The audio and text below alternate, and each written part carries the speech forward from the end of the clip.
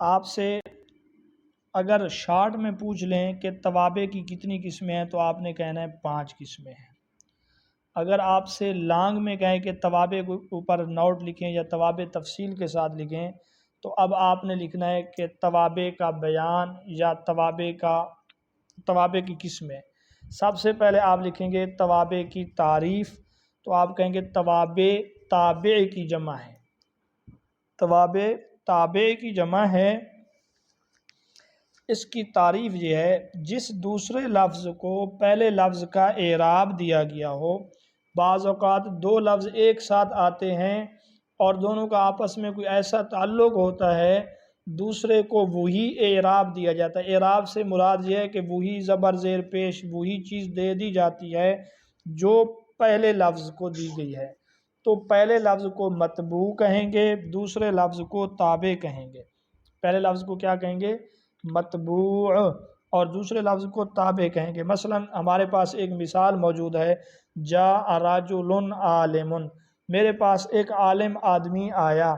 اب ہم نے دیکھا یہاں پہ راجل ایک لفظ ہے، اس کے بعد آیا ہے ایک اور لفظ عالم، اور ہم نے عالم کو وہی اعراب دیا جو پہلے لفظ کو ہم نے دیا، یعنی راجلن کے اوپر بھی ہم نے 2 پیش پڑھے ہیں، عالمن کے اوپر بھی ہم نے 2 پیش پڑھے ہیں۔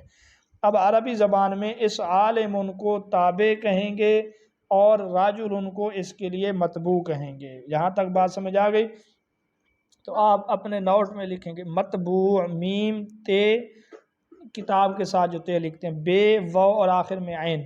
اب آپ اپنی نوٹس میں لکھ لیں توابع تابع کی جمع ہے۔ تابع ہر اس دوسرے لفظ کو کہتے ہیں جس کو پہلے لفظ کا اعراب دیا گیا ہو۔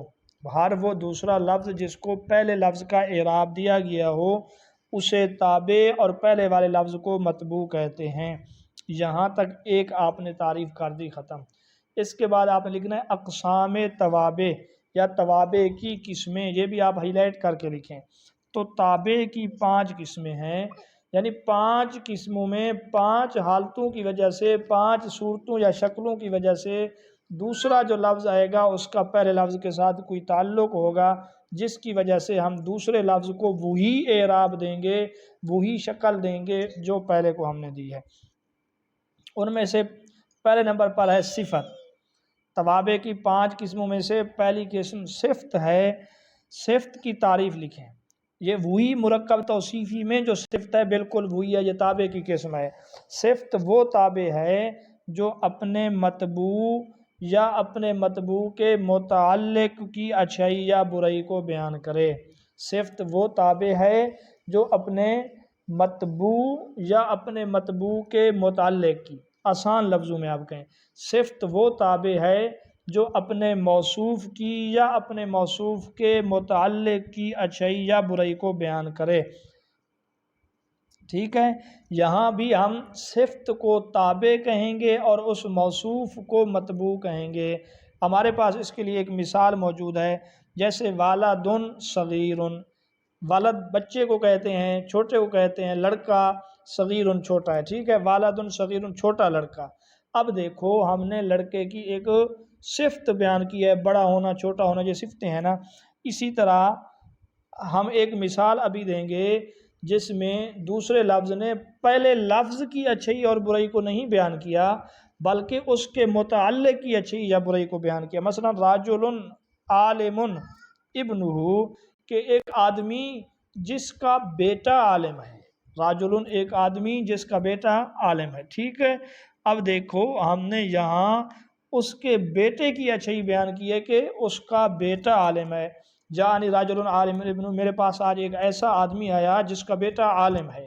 تو اس میں ہم اس آدمی کی اچھائی یا برائی کو نہیں بیان کر رہے بلکہ کس کو کر رہے ہیں؟ بیٹے کی جی۔ اب میں آپ کو پھر وہی بات جو ابھی میں نے بتلا دی ہے کہ جب صفت اپنے موصوف کی اچھائی یا برائی کو بیان کرے، اس صورت آپ مائک آف کر کے رکھیں نا، تو یہ اب میں اس کو ریکارڈ بھی کر رہا ہوں، پھر میں نے اس کو اپلوڈ بھی کرنا ہے جی۔ پہلی دفعہ مجھ سے غلطی ہوئی، میں نہیں کر سکا۔ تو جب صفت اپنے موصوف کی اچھائی یا برائی بیان کرے تو وہاں پر بیک وقت 10 چیزوں میں سے بیک وقت 5 چیزوں میں دونوں کا اتفاق ضروری ہے، یعنی موصوف اور صفت کا بیک وقت 5 چیزوں میں متفق ہونا ضروری ہے کل 10 چیزوں میں سے۔ وہ 10 چیزیں کون سی ہیں؟ رفع، نصب، جر۔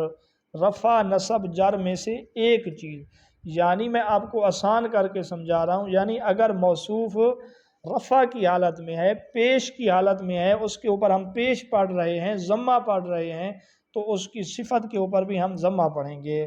مثلا جاء رجل عالم، میرے پاس عالم آدمی آیا، اگر میں اس کے اوپر زبر پڑھوں، میں کہوں رأیت رجلا، میں نے ایک آدمی کو دیکھا، عالمن جو عالم تھا، ٹھیک ہے، تو دیکھو میں نے راجلن کے لام پر بھی زبر پڑھا ہے تو عالمن کے لام کے اوپر بھی زبر پڑھ رہا ہوں، تو اس کو کہتے ہیں رفع، نصب، جر، یعنی زبر زیر پیش میں سے ایک چیز، اگر پہلے پہ زبر تو دوسرے پر زبر، پہلے پہ زیر تو دوسرے پہ بھی زیر۔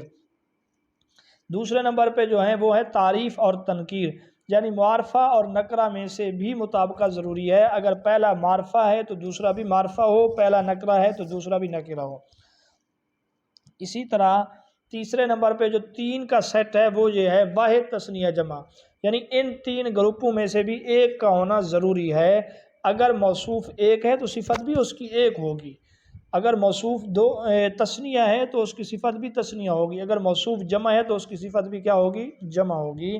تو تثنیہ، واحد، جمع میں سے بیک وقت ایک چیز ہوگا، ایسے نہیں ہوگا کہ موصوف واحد ہے صفتیں جمع ہیں، موصوف تثنیہ ہے صفتیں واحد ہیں، ایسا نہیں ہو سکتا۔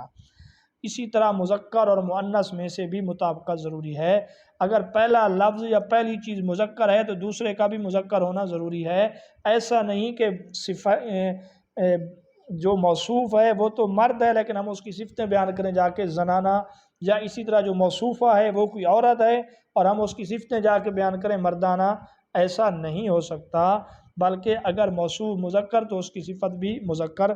تو کل 10 چیزیں آپ دوبارہ سن لیں، نمبر 1 رفع، نمبر 2 نصب، نمبر 3 جر، ان تینوں میں سے ایک، 4 معرفہ، 5 نکرہ، ان دونوں میں سے ایک، اور 6 نمبر پر ہے واحد، 7 نمبر پر ہے تثنیہ، 8 نمبر پر ہے جمع، ان 3 میں سے بھی ایک، 9 نمبر پر ہے مذکر اور 10 نمبر پر ہے مؤنث، ان دونوں میں سے بھی ایک۔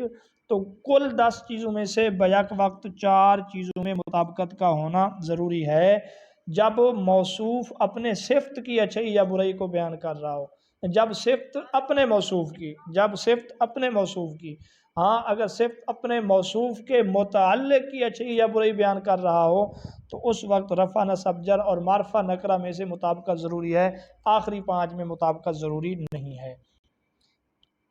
توابع کی دوسری قسم میں ہے تاکید۔ توابع کی دوسری قسم کو کیا کہتے ہیں؟ تاکید۔ تاکید کا لغوی یا لفظی معنی آپ عنوان میں ڈالیں گے پختہ کرنا۔ تاکید کا لغوی معنی کیا ہے؟ پختہ کرنا۔ تو اس کی میں آپ کو پہلے سمجھا دوں، بعض اوقات ایک بات کو پختہ کرنے کے لیے، ایک حکم کو پختہ کرنے کے لیے ایک لفظ کو ایک سے زائد بار دہرایا جاتا ہے یا ایسے الفاظ استعمال کیے جاتے ہیں جو اس کے پختگی پر دلالت کرتے ہیں، اس کو بھی توابع کہتے ہیں، کیونکہ یہ پہلے کے بعد میں آتا ہے اور اس کا تعلق بھی اسی کے ساتھ ہوتا ہے۔ اب میں آپ کو مثال دوں گا تو آپ سمجھ جائیں گے۔ مثلا ایک بڑا آدمی ہے، اس کا نام ہے زید، وہ کسی کے پاس جاتا نہیں ہے، بڑا ہے، آپ کے پاس آیا، آپ کسی اگلے بندے کو بتا رہے ہیں کہ یار آج میرے پاس زید آیا ہے، لیکن اس بندے کو شک پڑ رہا ہے، یقین نہیں آ رہا کہ اس طرح کا بندہ کیسے آ سکتا ہے، تو آپ نے بات کو پکا کرنے کے لیے کہا جاءنی زیدن، زیدن، زید ہی آیا، زید ہی آیا، آپ کو شک نہ ہو اس بات میں، ٹھیک ہے؟ یہ بات آ گئی سمجھ؟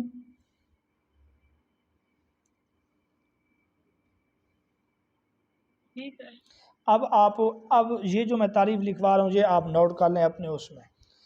تو کہتے ہیں تاکید وہ تابع ہے جو مطبوع کی طرف حکم کی نسبت کو پختہ کرے، جو مطبوع کی طرف حکم کی نسبت کو پختہ کرے، یعنی جو جس حکم کی نسبت اس کی طرف کی جا رہی ہے اس بات کو پکا کرے، یا یہ ظاہر کرے کہ حکم مطبوع کے تمام افراد کو شامل ہے، یعنی مطبوع کے جتنے بھی گروہ ہیں، جتنے بھی لوگ ہیں، یہ حکم ان سب کو شامل ہے۔ مثلا آپ نے کہا کہ فلانا پورا قبیلہ میرے پاس آیا ہے، تو ممکن ہے 10-15 ان میں سے رہ گئے ہوں، تو آپ کہتے ہیں کلہم، سب کے سب آئے ہیں، کوئی ایک بھی نہیں رہ گیا، تو یہ بات کو پکا کیا جا رہا ہے، ٹھیک ہے۔ آگے آپ نے لکھنا ہے تاکید کی قسمیں، تاکید کی قسمیں، تو آپ لکھیں تاکید کی 2 قسمیں ہیں، تاکید لفظی، تاکید معنوی۔ تاکید لفظی لفظ کے تکرار سے حاصل ہو، تاکید لفظی اس کو کہتے ہیں جو لفظ کے تکرار سے حاصل ہو، یعنی ایک ہی لفظ کو 2 مرتبہ دہرایا جائے، جیسے جاء زید زید۔ اور تاکید معنوی کے لیے کچھ خاص الفاظ ہیں، تاکید معنوی کے لیے کچھ خاص الفاظ ہیں جو کہ درج ذیل ہیں، جیسے نفسن، یہ الفاظ لکھ لیں آپ، نفسن، عین، کلا، کلتا، کلن، اجمعو، اقطعو، ابطعو، ابصعو، یہ الفاظ میں آپ کو لکھ کے بھیج دوں گا۔ مثلا قرآن مجید میں اللہ پاک نے فرمایا کہ آدم کو فرشتوں نے سجدہ کیا، پھر آگے فرمایا کلہم اجمعون، اس بات کو پختہ کر دیا کہ جتنے بھی تھے سب کے سب فرشتوں نے سجدہ کیا، کوئی فرشتہ بھی سجدہ کرنے سے مطلب محروم نہیں رہا۔ اقسام توابع میں اب آپ عنوان ڈالیں گے تابع کی تیسری قسم، جس کو معطوف کہتے ہیں، جس کو کیا کہتے ہیں؟ معطوف۔ معطوف عطف سے ہے، جس کا لغوی معنی ہے جوڑنا، اور اس کی تعریف یہ ہے جو تابع حرف عطف کے بعد واقع ہو۔ مطبوع معطوف، معطوف اس تابع کو کہتے ہیں جو حرف عطف کے بعد واقع ہو، اسے معطوف، اور مطبوع کو معطوف علیہ کہتے ہیں۔ اب میں آپ کو یہ اس طرح سمجھاتا ہوں، بعض اوقات ایک سے زائد افراد ہوتے ہیں یا ایک سے زائد چیزوں پر ایک حکم لگانا ہوتا ہے، تو ان کو حروف عاطفہ میں سے، یعنی واو، فا، ثم، حتی وغیرہ میں سے جوڑتے ہیں۔ جیسا ہم اپنے اردو زبان میں کہتے ہیں آج میرے پاس زید، عمر اور خلیل آئے، تو اس کے لیے ہم نے کون سا لفظ استعمال کیا؟ اور والا، یعنی کہ آنے کا حکم جس طرح زید کے لیے ہے، اسی طرح بکر کے لیے ہے، اسی طرح خلیل کے لیے ہے۔ اسی طرح قرآن عربی زبان میں بھی چیزیں استعمال ہوتی ہیں۔ مثلا آپ کہہ رہے ہیں کہ آج میرے پاس زید اور عمر آئے، تو آپ نے کیا کہنا ہے؟ جاءنی زید و عمر، کہ میرے پاس زید آیا اور عمر آیا۔ تو آنے کے حکم میں آپ نے زید اور عمر دونوں کو جوڑ دیا، کس لفظ کے ساتھ؟ واو کے ساتھ، یعنی اس واو کے واسطے سے جس طرح آنے کی نسبت زید کی طرف ہے، اسی طرح آنے کی نسبت عمر کی طرف بھی ہے۔ تو پہلے والے جو واو سے پہلے لفظ ہے اس کو معطوف علیہ اور مطبوع کہتے ہیں، جو واو کے بعد والا لفظ ہوتا ہے اس کو تابع اور معطوف کہتے ہیں۔ اس کے ساتھ آپ یہ بھی لکھ لیں کہ حروف عطف کل 10 ہیں۔ حروف عطف کل کتنے ہیں؟ 10 ہیں۔ اگلا ہے عطف بیان، یہ توابع کی قسموں میں عطف بیان ہے 4تھے نمبر پر۔ عطف بیان کا معنی یہ ہے کہ بیان کرنا، واضح کرنا، اور اس کی تعریف آپ یوں لکھ لیں کہ عطف بیان وہ تابع ہے جو صفت نہ ہو۔ عطف بیان وہ تابع ہے جو صفت نہ ہو لیکن مطبوع کی وضاحت کرے، یعنی بعد والا لفظ پہلے والے لفظ کی صفت نہیں ہے، ورنہ تو وہ پہلی قسم بن جائے گی جس کو ہم پڑھ رہے ہیں۔ اس کو کیا کہیں گے کہ جو تابع تو ہو لیکن صفت نہ ہو، پھر بھی مطبوع کی وضاحت کرے۔ پھر کیا کرے؟ مطبوع کی وضاحت کرے۔ مثلا اس کی مثال وہی ہے کہ میرے پاس ابو حفص آیا، جا ابو حفص، ابو حفص آیا۔ بھئی ابو حفص کون ہے؟ اس کی وضاحت کر دی، ابو حفص سے مراد عمر ہے۔ ابو حفص نام کا بندہ جو میرے پاس آیا ہے وہ عمر ہے، کوئی اور نہیں ہے۔ تو اس قسم کے الفاظ جو بولے جاتے ہیں جو پہلے لفظ کی وضاحت کرتے ہیں تو اس کو عطف بیان کہتے ہیں۔ اب میں جب آپ لوگوں سے مثالیں سنوں گا تو انشاءاللہ آپ ان کو بڑے اچھے طریقے سے سمجھ لیں گے۔ مثلا ایک مثال ہے کہ قال عبد الرحمن نے یہ کہا، قال عبد الرحمن، یہ بات کس نے کی؟ عبد الرحمن نے۔ اب عبد الرحمن کئی ہیں، آپ آگے اس کی وضاحت والی بات کر دیتے ہیں ابو ہریرہ، حضرت ابو ہریرہ کا نام بھی عبد الرحمن ہے نا، تو آپ کہتے ہیں کہ اس سے مراد حضرت ابو ہریرہ ہیں، تو یہ ابو ہریرہ عطف بیان ہے۔ یہ ابو ہریرہ کیا ہے؟ عطف بیان ہے۔ اس نے عبد الرحمن کی وضاحت کر دی کہ میں نے جو جملے میں عبد الرحمن کا لفظ بولا، اس سے مراد کون ہے؟ حضرت ابو ہریرہ رضی اللہ تعالی عنہ ہیں۔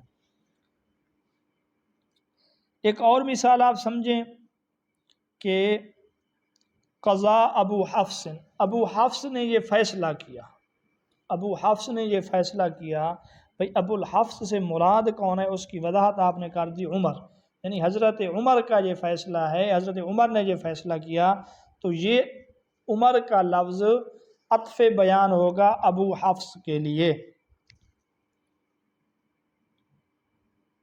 اسی طرح آپ نے کہا کہ جاء محمد، میرے پاس محمد آیا، محمد نام کے کئی بندے تھے، پھر آپ نے وضاحت کی اخی، جو میرا بھائی ہے، محمد میرا بھائی آیا ہے، تو دیکھیں یہ اس کے لیے صفت تو نہیں ہے، لیکن اس محمد کی وضاحت کی جا رہی ہے کہ محمد سے مراد وہ ہے جو میرا بھائی ہے۔ تو امید کرتا ہوں کہ اتنے مثالوں کے بعد آپ کو پتہ چل چکا ہوگا کہ عطف بیان میں یہ ہے کہ پہلے والے لفظ کی وضاحت کی جاتی ہے لیکن وہ صفت نہیں ہے، اگر وہ پہلے لفظ کے لیے صفت ہو تو پھر وہ موصوف صفت میں چلے جائیں گے۔ اور معطوف علیہ میں کیا ہوتا ہے؟ جو حکم پہلے کے لیے ہوتا ہے وہی حکم دوسرے کے لیے ہوتا ہے۔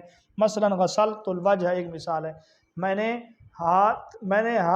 چہرہ اور ہاتھ دھوئے، میں نے چہرہ اور ہاتھ دھویا یا دھوئے، تو آپ اس کو عربی زبان میں ایسے بیان کریں گے غسلت الوجہ فالید، غسلت الوجہ فالید، کہ میں نے چہرہ دھویا اور ہاتھ دھوئے۔ تو اس واو کے ذریعے سے دھونے کا حکم جس طرح چہرے کی طرف ہے اسی طرح ہاتھوں کی طرف بھی ہے۔ اسی طرح ایک اور لفظ آپ بولتے ہیں کہ اکلت سم کا، میں نے مچھلی کھائی، حتی رأس، یہاں تک کہ اس کے سر کو بھی، تو یہاں وہی کھانے کی نسبت جس طرح مچھلی کی طرف ہے اسی طرح ہم نے اس نسبت کو اس کے سر کی طرف بھی کر دیا۔ باقی قرآن مجید میں اس کی بہت زیادہ مثالیں ہیں، جیسے جاء زید عمر وغیرہ، یا جہاں پر بھی واو حرف عطف ہوتا ہے عام طور پہ وہاں پہلے حکم کو دوسرے حکم کے ساتھ جوڑا جاتا ہے۔ آپ قرآن مجید کی کوئی آیت بھی اذا جاء نصر اللہ والفتح ورأیت الناس یدخلون فی دین اللہ افواجا وغیرہ ذالک۔ توابع کی پانچویں قسم، توابع کی پانچویں قسم ہے بدل، کیا کہتے ہیں اس کو؟ بدل، ٹھیک ہے، با دال لام بدل۔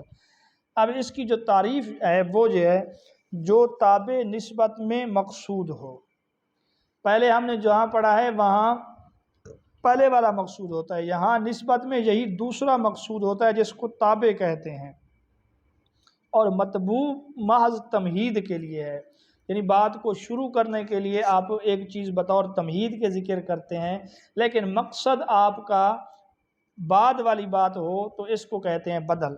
اس کو کیا کہتے ہیں؟ بدل۔ عربی زبان میں اس سے پہلے والے کو مبدل منہ کہیں گے اور بعد والے کو بدل کہیں گے، اور یہاں پر بھی اعراب بدل اور مبدل منہ دونوں کا ایک ہوگا، یعنی پہلے پر زبر ہے تو دوسرے پر بھی زبر، پہلے پر پیش ہے تو دوسرے پر بھی پیش۔ اس بدل کی چار قسمیں، اس بدل کی کتنی قسمیں ہیں؟ چار قسمیں ہیں۔ ایک پہلی قسم کہتے ہیں بدل الکل، پہلی قسم کو آپ لکھیں بدل اور اس کے آگے ڈال دیں کل، کاف کتاب والا، ٹھیک ہے۔ بدل کل کا مقصد یہ ہے کہ پہلا لفظ اور دوسرا لفظ ایک ہی چیز ہوں، پہلے والا لفظ اور دوسرے والا لفظ دونوں ایک ہی چیز ہوں تو اس کو بدل الکل کہتے ہیں۔ مثلا آپ نے کہا جاء ابنی، میرا بیٹا آیا، میرا بیٹا آیا، پھر آپ نے اس کا نام لے دیا کہ میرا بیٹا خالد آیا، تو دیکھو بیٹا اور خالد دونوں ایک ہی ہیں، یعنی جس کا آپ بیٹے کا بتلا رہے ہیں یا جس کا آپ نام لے رہے ہیں یہ دونوں ایک ہی چیزیں ہیں، ان میں کوئی فرق نہیں ہے، اس کو کیا کہتے ہیں؟ بدل الکل۔ دوسرا یہ ہے بدل البعض۔ بدل البعض کا مقصد یہ ہے کہ دوسرا جو ہے وہ پہلے کا کچھ حصہ ہے، دوسرا جو ہے وہ پہلے کا کچھ حصہ ہے۔ مثلا کوئی آ کے کہے کہ آج استاد نے مجھے مارا ہے، تو لازمی بات ہے استاد نے اس کو سر پہ، ہاتھ پہ، کسی جگہ پہ مارا ہے، تو بعد میں وہ کہے کہ استاد نے مجھے کمر پہ مارا ہے، تو یہ بعد والا لفظ اس کے لیے کیا بنے گا؟ بدل البعض بنے گا۔ اس کی مثال عام طور پہ یوں کی جاتی ہے کہ ضرب زید رأسہ، زید مارا گیا، اس کا سر مارا گیا، یعنی اس کو سر پہ مارا گیا، اس کو آنکھ پہ مارا گیا۔ تو اس طرح کے الفاظ عربی زبان میں ان کو بدل البعض کہتے ہیں۔ تیسرے نمبر پر ہے بدل اشتمال۔ بدل اور اس کے بعد لفظ ہوتا ہے اشتمال، الف شین تے میم ما۔ بدل اشتمال کا مقصد یہ ہے کہ بعد والا یعنی دوسرا لفظ پہلے لفظ کا نہ تو کل ہوتا ہے نہ اس کا کوئی باڈی کا حصہ ہوتا ہے، جز ہوتا ہے۔ ہاں یہ ہے کہ پہلے اور دوسرے میں ایک تعلق ضرور ہوتا ہے، پہلے اور دوسرے میں ایک تعلق ضرور ہوتا ہے۔ اس کی مثال آپ سمجھیں، مثلا سوری کا زید، بھائی زید کی چوری کی گئی، زید کی چوری کی گئی۔ آگے پھر کہا جاتا ہے مال ہو، کہ اس کے مال کو چرایا گیا، اس کی بکری کو چرا کر لے جایا گیا، اس کی گاڑی کو چرا کر لے جایا گیا۔ اب وہ زید کا مال ہو، بکری ہو، گاڑی ہو، جو بھی ہو، وہ زید کی پوری باڈی نہیں ہے، زید کی باڈی کا وہ جز بھی نہیں ہے، لیکن زید کے ساتھ اس کا تعلق ہے، وہ مال زید کا ہے، اس مال کی نسبت زید کی طرف تھی، وہ بکری زید کی تھی، گاڑی زید کی تھی۔ تو اس کو کیا کہتے ہیں؟ بدل الاشتمال۔ اس کو کیا کہتے ہیں؟ بدل اشتمال اس بدل کو کہتے ہیں جو نہ تو مبدل منہ کا کل ہو نہ اس کا جز ہو، البتہ اس کے ساتھ تعلق ہو، البتہ اس کے ساتھ اس کا تعلق ہو، یا یوں کہیں کہ وہ مبدل منہ کا متعلق ہو وغیرہ، ٹھیک ہے۔ اور آخری نمبر پر جو ہے وہ ہے بدل غلط۔ بدل غلط بالکل آسان ہے، ہم زبان سے بول رہے ہوتے ہیں، غلطی میں کسی اور کا نام نکل جاتا ہے، فوراً ہم دوسرے کا نام کہہ دیتے ہیں، تو یہ بدل غلط ہے، ٹھیک ہے۔ آپ نے بلانا تھا زید کو، آپ کے منہ سے نکل گیا عمر، عمر کے فوراً بعد آپ نے زید بول دیا، تو یہ بدل غلط ہے، ٹھیک ہے۔ تو بدل غلط کی آپ تعریف یوں کریں گے، بدل غلط اس بدل کو کہتے ہیں جو غلطی کے ازالہ کے لیے بولا جائے، جو غلطی کے ازالہ کے لیے بولا جائے۔ مثلا آپ کے پاس آیا تھا بکر، آپ بتا رہے تھے جا زیدن، بتا بکر کے بارے میں رہے تھے، منہ سے زید نکل گیا، فوراً آپ نے کہہ دیا بکرن، تو یہ بکر کا لفظ پہلے لفظ کے ازالہ کے لیے استعمال ہوا ہے۔ اب آپ سے میں مثالیں سنوں گا، انشاءاللہ آپ یہ چیز آسانی سے سمجھ جائیں گے۔ دیکھیں، قال سیدنا محمد صلی اللہ علیہ وسلم، ہمارے سردار حضرت محمد صلی اللہ علیہ وسلم نے یوں کہا، یوں فرمایا۔ اب یہاں سیدنا اور محمد ان کو آپ دیکھیں تو یہ بدل اور مبدل منہ ہیں اور بدل الکل ہیں۔ جو ہمارے سردار ہیں وہ محمد صلی اللہ علیہ وسلم ہیں، اور جو محمد صلی اللہ علیہ وسلم ہیں وہی ہمارے سردار ہیں۔ تو یہاں یہ سیدنا کا لفظ بطور تمہید کے آیا ہے، آپ صلی اللہ علیہ وسلم کے مقام اور مرتبے کو بلند کرنے کے لیے آیا ہے، اور مقصود اس سے وہی محمد ہی ہے۔ تو یہاں سید سے جو مراد ہے اور محمد سے جو مراد ہے دونوں ایک ہی ذات ہیں، ان میں کوئی فرق نہیں ہے۔ اس کو ہم کیا کہیں گے؟ بدل الکل کہیں گے، جی۔ اب ایک اور مثال میں آپ سے پوچھوں گا کہ قرأت القرآن، میں نے قرآن مجید کی تلاوت کی، میں نے قرآن مجید کے ایک پارے کی تلاوت کی، میں نے قرآن مجید کے ایک پارے کی تلاوت کی، تو اس کو ہم کہیں گے قرأت القرآن، میں نے قرآن کی تلاوت کی، جزءہ یا نصف، میں نے آدھے قرآن کی تلاوت کی، تو یہ بدل کی کون سی قسم بنے گی؟